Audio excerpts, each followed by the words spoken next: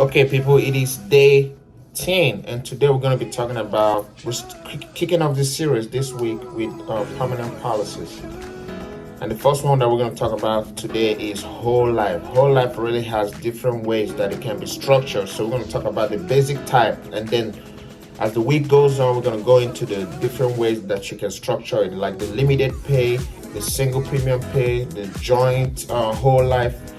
Just different aspects, but it's all still the same whole life. But what is whole life policy? Whole life policy is the most common type of permanent policy that when you get into, it is guaranteed to remain the same throughout your whole life.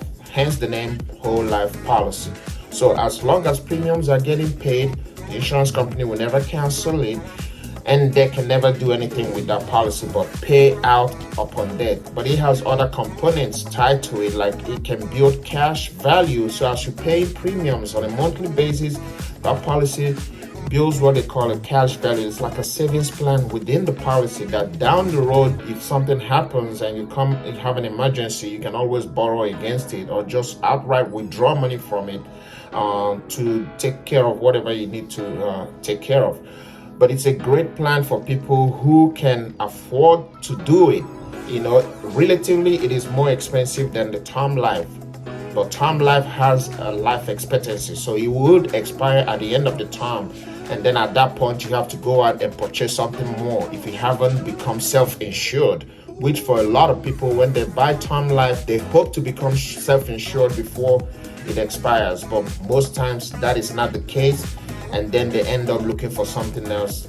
They turn to whole life policies because that's all they could afford at the time. Well, not just afford, but can qualify for, because usually it would be a smaller amount of policy of death benefit, and then they're just left out to having to buy that and use that for final expense. But if you don't want to do that later on in life, you want to do it right away when you are younger, your rate will be low.